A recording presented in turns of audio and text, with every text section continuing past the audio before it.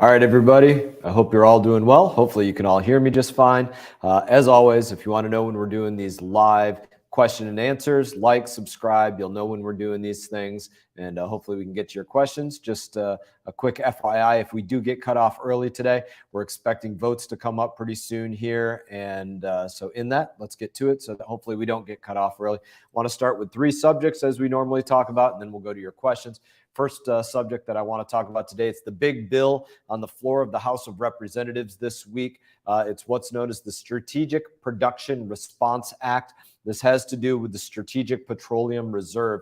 What this bill is all about is basically saying, President Biden, you can't draw down the Strategic Petroleum Reserve just for your own politics, and you can't draw it down without having a plan to refill it and utilizing American-made energy from sea to shining sea. You have to go out there and you have to put forth a plan for energy exploration, energy production, energy refinement for the United States of America. It is absolutely in our best security interest to not have to rely on Russia, not have to rely on Venezuela, not have to rely on Iran or a host of other countries out there, especially when we have the capability to provide for our energy in North America, not just the United States of America, but in Canada.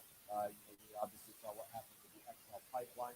There are options for America to have North American energy and certainly American-made energy. And that's what this bill is all about. Now, to talk about something about that, but just a little bit on the peripheral of that, if you turned into CSpan right now, I don't know what channel CSpan is on for you all here in Washington, C-SPAN.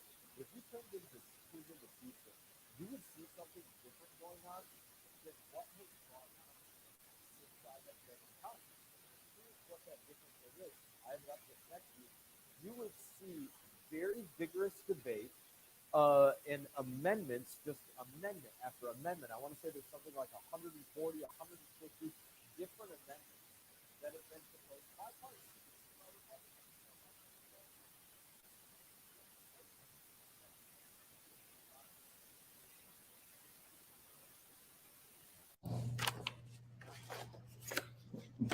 We good? We're back on, Jinwook? All right. Jinwook says we're good to go. Sometimes we get these technical glitches. So what I was saying was something different going on C-SPAN, and that is the amount of debate that's going on and the amount of amendments that are being offered. We have this process that is the way that Congress is supposed to work, as painful as it can be. It's the way Congress was supposed to work, where members of Congress can go out there and actually offer amendments as we see fit to the pieces of legislation on the floor. That hasn't been allowed. You think about that really since I've been in Congress in the way that it's being allowed right now. So if you're interested, tune in.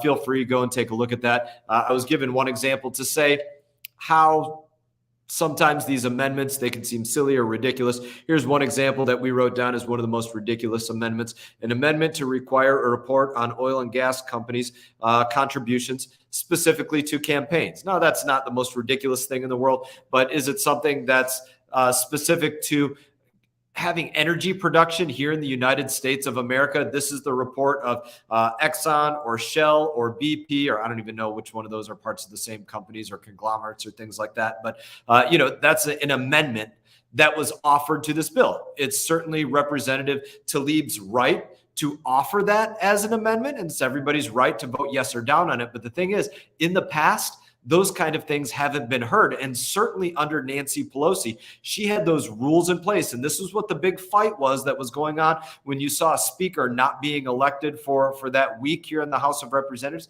to change these kind of rules. So now we do have a much more painful process, because we have a process where everybody, Republican or Democrat, can come and offer these amendments. No matter how much somebody might agree or disagree with them, they get the chance to go represent their community in that way. Vitally important, and I'm glad to see the change taking place. So that's a little bit on the Strategic Production Response Act. I want to move to 2 other things.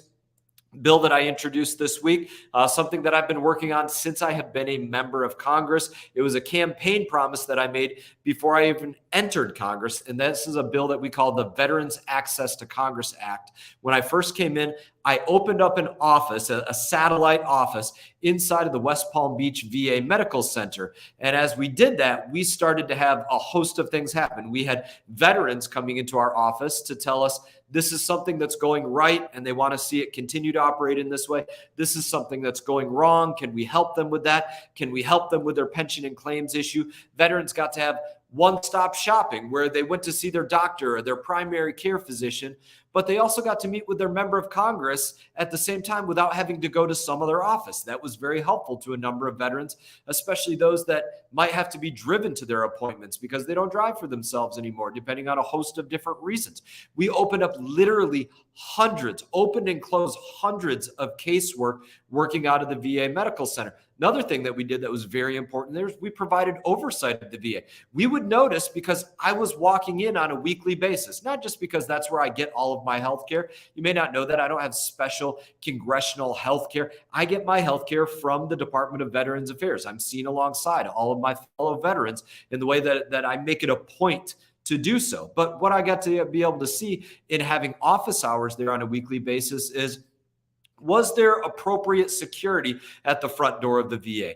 Did they have the doors that were supposed to be locked, or were they open and unguarded? At one point, we noticed the bathroom in the main lobby area of the VA, where a lot of people have wheelchairs. It didn't have one of those buttons on the walls that you push to open up the door. Now, I've spent a fair amount of time in a wheelchair. I have a wheelchair sitting just over my left shoulder that I use sometimes when I'm here if I need to.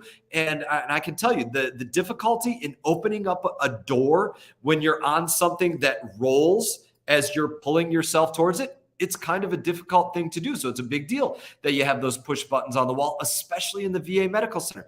They didn't have that in the bathroom, and it's something that I took notice to being in there. And it happened that I took notice because I was there on a weekly basis. So we provide that oversight.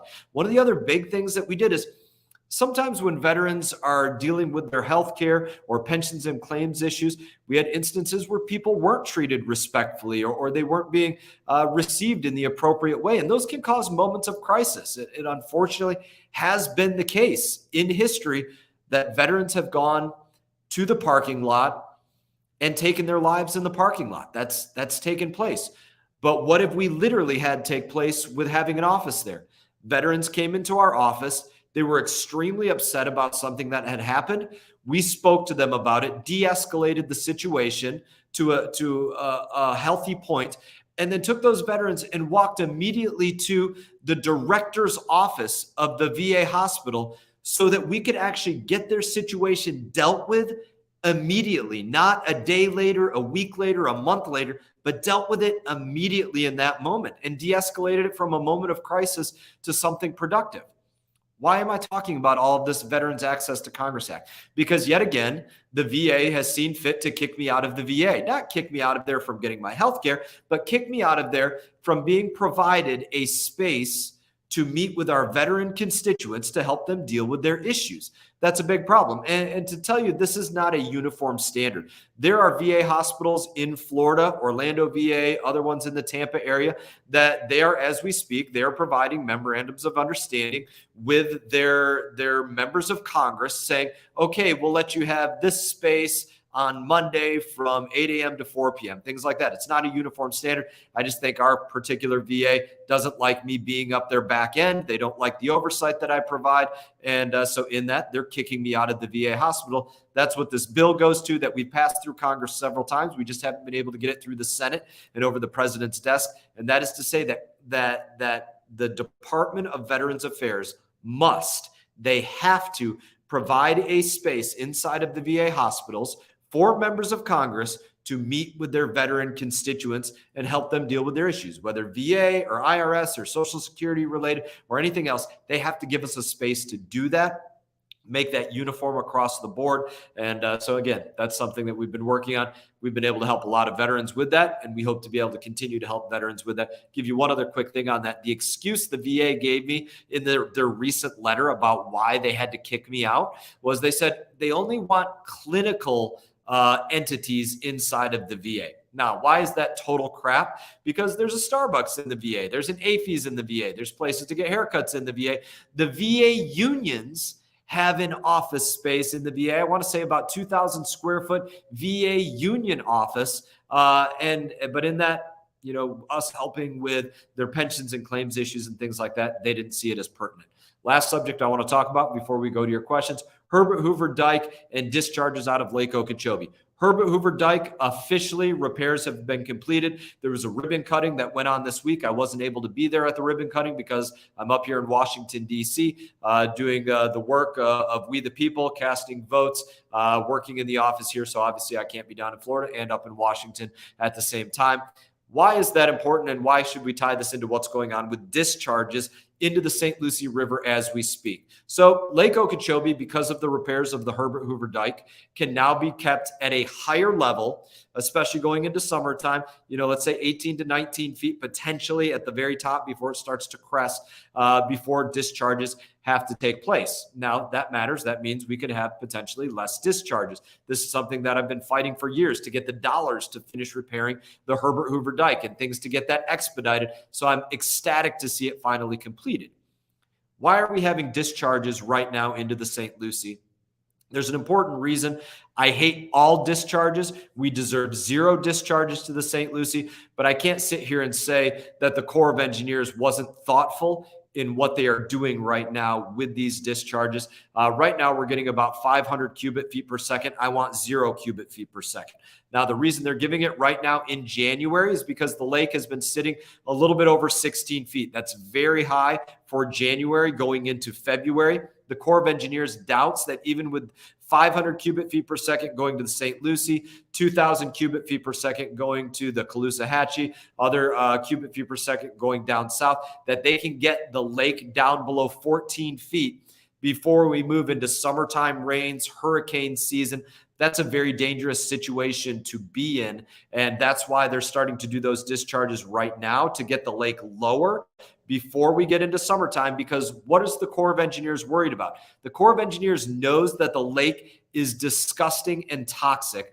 And they know that when the weather heats up, the lake is going to be covered across, 50, 80, 90% toxic blue-green algal blooms all across that lake. And if the lake is too high, they go from a situation of just having to discharge gross Lake Okeechobee water that's coffee brown and not beautiful Bahama blue like we have in the estuary, to actually discharging toxic blue-green algae water into the estuary and creating a situation, as they've done before, where our entire estuary is so gross that birds can walk on the algal blooms and it smells disgusting and it's too toxic for people to come in contact with. So those are the 3 things that I wanted to talk about. Let's go to your questions.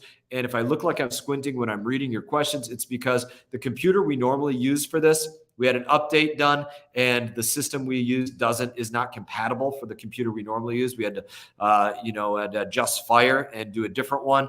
And so I'm looking at a very small video screen right now to read your questions. So let's go. Brightline needs to be fixed. The bridge closing for 3 weeks is not acceptable right in the middle of the boating season. 100% accurate.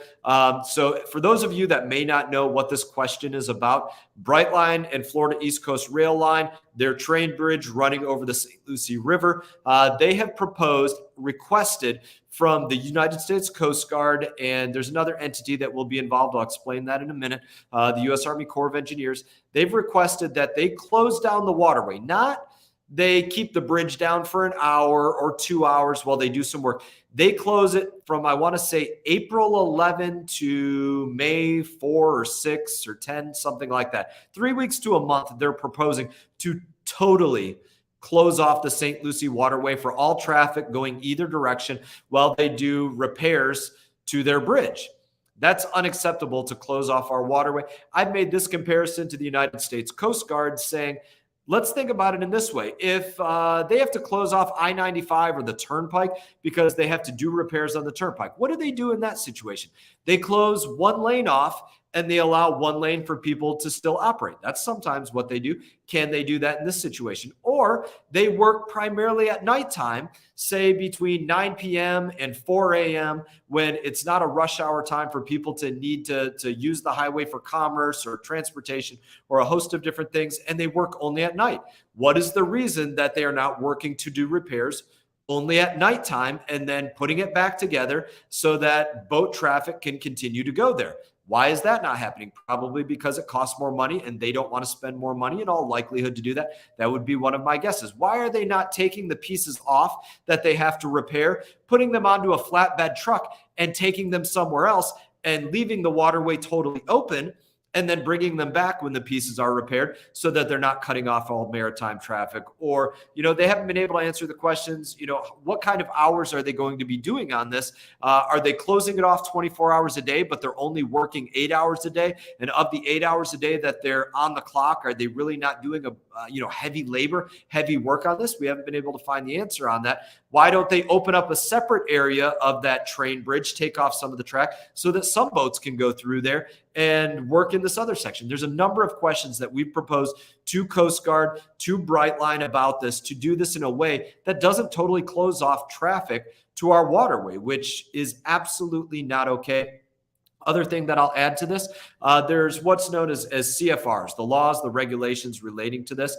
Now, there's a regulation for the Coast Guard that specifically states the change in schedule to a waterway. And that's why it pertains to Coast Guard. Now, I think much more importantly, there's a regulation with the U.S. Army Corps of Engineers that says temporary closure of a waterway to navigation. You can see that what they're doing is a closure. They're not just changing the schedule. They are doing a closure of a waterway to navigation. That's why they need to be applying to the U.S. Army Corps of Engineers about this as well. To my knowledge, that hasn't taken place. These are some of the peripheral things going on, how we're looking at fighting this issue, how we are fighting this issue so that our community doesn't have the waterway closed off. Hope I answered your question. Hope I didn't give you all too much information on that. Jinwook, what's the next question? So, Tim, thank you, Rep Mast, for your service. Thank you. Serving was the honor of my life. Couldn't be more proud of my brothers, sisters in arms. Just always close to my heart. Can the House get anything done with the Senate as Democrat controlled in a highly partisan time? Difficult. I'm not going to sit here and say any other way. Anything that passes through a Republican-led House of Representatives is going to have a conservative bent to it. I would pray to God that be the case. Does a Democrat-led Senate want to take that up? Certainly not. Most of the bills that come out of the Senate are these large omnibus, we call them bills that take something related to national defense and tack on shark fins to it or something totally unrelated. We have passed rules in the House of Representatives saying we will only take up bills that have single item germaneness. If it's about defense, don't tack something on it that's not about defense, or we will not take it up. That's going to make it difficult for the Senate because they like to send stuff over to us that talks about all these different things all at once. We told them they can't do that. And that's so that we can provide, in my opinion, a benefit to we the people across the country to be able to understand exactly what we do and do not vote on. That becomes very important to help people to understand that. And when they give these kind of bills, 5,000 pages in the dark of night, give us 24 hours to read it. That's not what's given to we the people. It's crap that's given to we the people. So that's an effort to fix that. But no, I'm not overly optimistic that a lot of these bills that we move through the House will go through the Senate. And then obviously the hurdle after that is to go across the president's desk. I'm going to give you one other quick example on this. I don't know if people are going to be coming with debt ceiling questions or not, but I'm going to touch on debt ceiling as I talk about this. Right now, debt ceiling is something that's being discussed. The Treasury is in what they call extraordinary circumstance, extraordinary measures that they call it, where we've actually already surpassed the time for the debt ceiling to need to be raised or extended or to have been reached. But the Treasury is out there printing more money outside of the not printing more money, but spending more money outside of the authorization of Congress for the debt ceiling. That's what they are doing. So in that, Joe Biden has already said that he's not willing to look at spending cuts on clawing back dollars that have been spent in their massive $1.7 trillion appropriations bill, other things like that. It's hard to see, at least in this moment, where Republicans and Democrats are going to come to a place of concessions on clawing back spending less in general, and what's going on with this debt ceiling. But we will see what happens. I'm being told right now that votes got called 13 minutes to go on the clock. So we do close down the votes right away. I got to give this about 3 more minutes, and then I got to race to vote. So if we didn't get your call on the screen, we will take your numbers, take your information, and we will get you answers to what you ask us. I certainly make that commitment to you. Jinwook, let's see if we can get one more question in here before I got to go and vote. So what do we got? Now they're trying to find one. All right. So name on there is don't know, don't care. Good enough. What can the new conservative majority do to reduce water and environmental pollution? So what can they do to reduce environmental pollution? Let's say in our local waterways, we're going to have a bill that I work on, biggest bill that I work on every 2 years, the Water Resource Development Act. It's all about U.S. Army Corps of Engineer projects. I have proposed legislation in there numerous times, of which has been voted down by Republicans and Democrats, unfortunately, to say they cannot fund the U.S. Army Corps of Engineers to spray glyphosate or Roundup or Aquathol or Endothol or other chemicals like that to kill off the invasive plant species in there. They need to harvest them by mechanical means instead of poisoning these fishing holes, primary and secondary drinking water supplies, and tributaries to other waterways. That'd be an example. They could pass that bill of mine. They haven't. I'll be continuing to fight to do that again. I've written bills to say no discharges over 8 parts per billion microcystin shall be released out of Lake Okeechobee into our coastal estuaries or other places. Why? Because that's the number that the EPA, when I requested them to come up with a number, said that number is the number that makes those toxic discharges too toxic for human contact. They haven't seen fit to pass that bill. Largely why? Because when we get to that bill, and I'm telling you something literal that happens, the sugar industry will reach out to the other members of the committee and other members of Congress, and they'll tell them, hey, don't vote on anything that Congressman Mast is doing related to Lake Okeechobee without asking us first. Those are literally emails that have been sent about because they don't want that kind of water policy to go in place, because the number one thing they care about, keeping water in Lake Okeechobee, no matter how dirty it is, not having it cleaned up in there, and no matter how much that is to the detriment of the St. Lucie, the Caloosahatchee, the Everglades, or anywhere else. So in that, I have 10 minutes left to vote. I'm not the fastest walker. It does take me a few minutes to walk down to the train, take the train over to go vote. So I have to go do that so that I don't miss this vote. As always, you have any kind of issue, number one thing that we do is help you with your issues. IRS, VA, Social Security Administration, Small Business Administration. I don't care what agency you need help with. Call us about it, and we will help you. As I always say, even if it's that you don't like, you had to wait too many rings on the phone to get somebody on the line, call one of our offices, DC, Port St. Lucie, Jupiter. Let us know. And if you're coming to visit Washington, make sure you let us know, because we always love to have people come into the office, show them around the Capitol. If you have kids that are under 18, we take them on the floor of the House of Representatives, show them what voting's like, things like that. So we will get your answers to your questions that you put in the chat. Write us an email, write us a letter, give us a phone call, and we will try to get you help or answers to your questions. As always, an honor to represent each and every one of you. Look forward to seeing you all around home. I wish you all the best. Y'all take care.